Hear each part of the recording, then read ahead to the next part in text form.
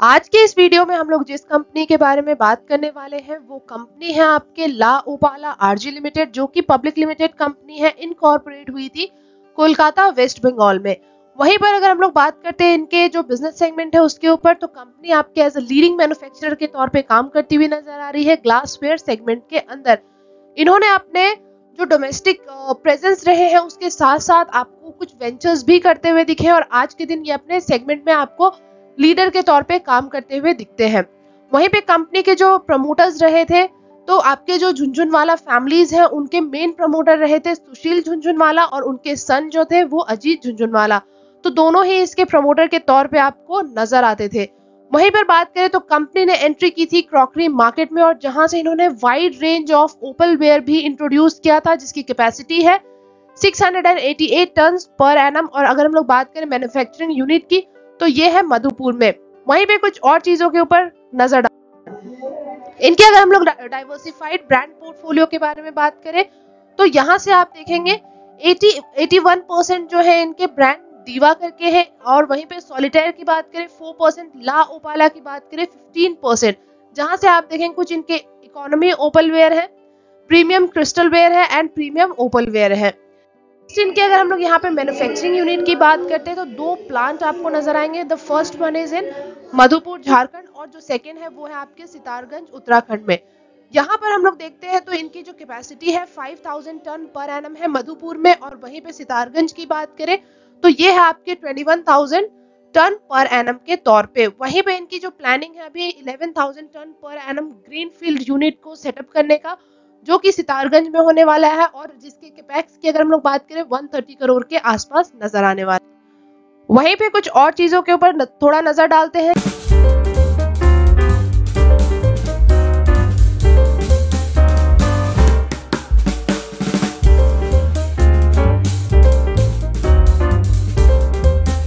जैसे कि अगर हम लोग बात कर रहे हैं तो यहाँ पे एनालिस्ट की क्या एस्टिमेट निकल के आ रही है। 100% एनालिस्ट आपको फिलहाल यहाँ पर बाइंग की रिकमेंडेशन प्रोवाइड करते हुए नजर आ रहे होंगे।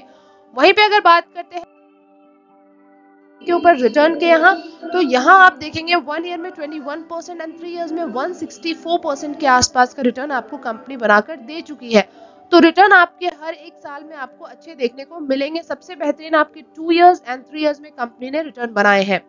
वहीं पे बात करें कि जो स्टॉक वैल्यूएशन है उसके ऊपर, तो यहाँ पर डिविडेंड यील्ड परसेंटेज की बात करते हैं 0.56%। ईपीएस यहाँ पर आपको वीक नजर आएगा। इंडस्ट्री पी और स्टॉक पी की बात करें तो थोड़ा सा आपको ये ओवर वैल्यूड प्राइस पे मिलने वाला है। वहीं पर इसके हम लोग कैश फ्लो की बात करते हैं 4.41 करोड़ के आसपास कंपनी के पास कैश फ्लो अवेलेबल है। तो वहीं पर कंपनी के ऊपर इससे लार्ज नंबर में आपको डेट देखने को मिल रहा है विच इज 13.99 करोड़। तो कहीं ना कहीं कंपनी के पास जितने कैश हैं उससे ज्यादा कंपनी के ऊपर डेट नजर आएगा। वहीं अब बात कर लेते हैं क्वार्टरली रिजल्ट्स के ऊपर। तो क्वार्टर ऑन क्वार्टर बेसिस पे आप देखेंगे इस क्वार्टर कंपनी आपको बेहतरीन परफॉर्म करती हुई दिखी है, जबकि लगातार आपके 3 क्वार्टर में आपको गिरावट देखने को मिल रहा होगा इनके सेल्स के नंबर्स में। वहीं पे ऑपरेटिंग प्रॉफिट की बात करें तो ऑपरेटिंग प्रॉफिट में भी आपको थोड़े बहुत फ्लक्चुएशंस देखने को मिले हैं, लेकिन इस क्वार्टर कंपनी ने 53 करोड़ के आसपास का ऑपरेटिंग प्रॉफिट जनरेट किया है and same with net profit. Net profit में भी आपको थोड़े फ्लक्चुएशंस नजर आए थे, लेकिन आपके ओवरऑल इस क्वार्टर में कंपनी ने बेहतरीन परफॉर्म किया है। तो ओवरऑल इनके तीनों ही पैरामीटर्स आपको काफी ज्यादा स्ट्रॉन्ग नजर आएंगे on quarter basis.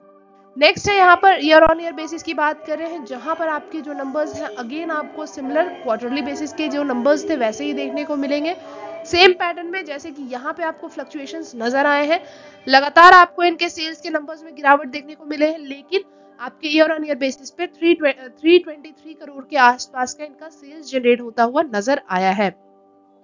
Operating profit की बात करते हैं तो ऑपरेटिंग प्रॉफिट में भी गिरावट नजर आ रहे थे, लेकिन 122 करोड़ के साथ इसमें आपको जंप देखने को मिला है। नेट प्रॉफिट में भी फ्लक्चुएशंस आपको नजर आए हैं, पहले ये गिरे हुए थे उसके बाद बढ़ते हुए नजर आए थे एंड अगेन आपको एक डिप नजर आया। लेकिन इस बार की बात करें तो सारे ही साल से, इन तीनों साल से इस साल के नंबर जो है वो आपको बढ़ते हुए दिखे विच इज 87 करोड़ के आसपास।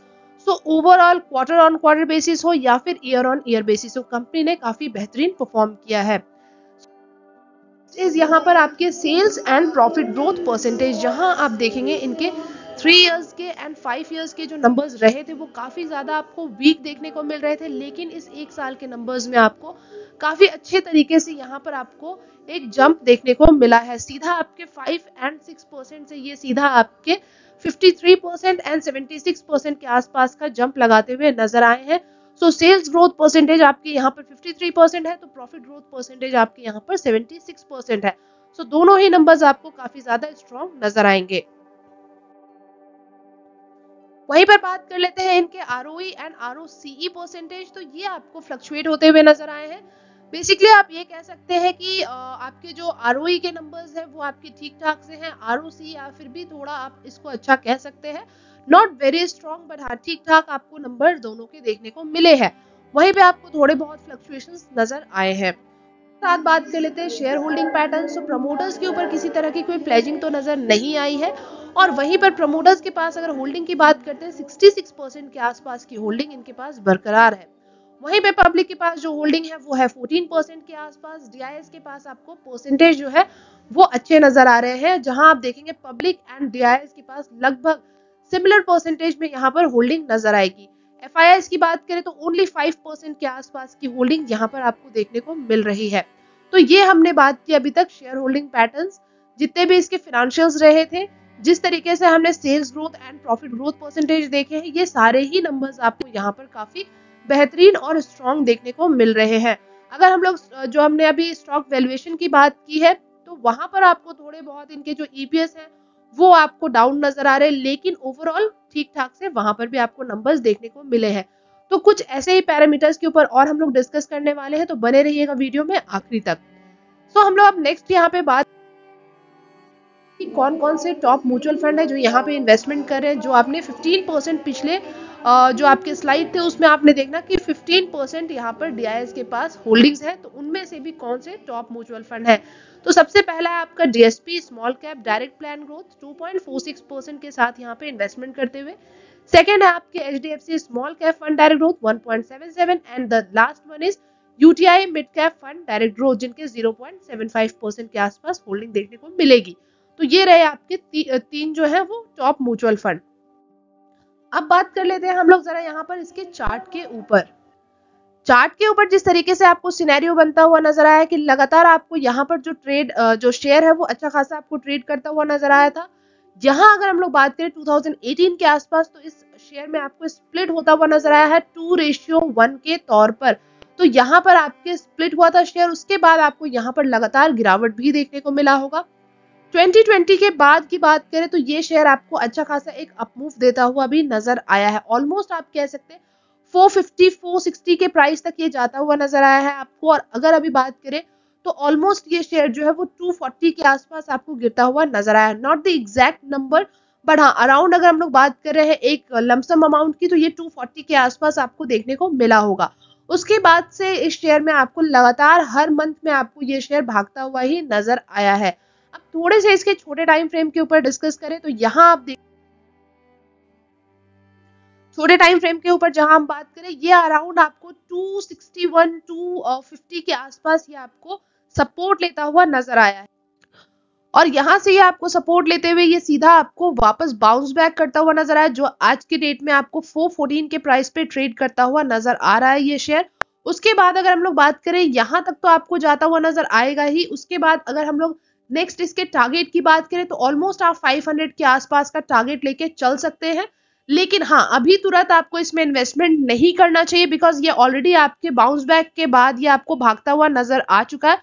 सो आप थोड़ा सा अगर आप यहाँ पे फिर भी इंटरेस्टेड है इसमें इन्वेस्टमेंट के लिए, तो थोड़ा आप डे बेसिस पे या फिर आपके छोटे टाइम फ्रेम पे आप थोड़ी एनालिसिस करें, एंड उसके बेसिस पे आप चाहें तो वहां पर अपने एंट्री के लिए लेवल्स ढूंढ सकते हैं।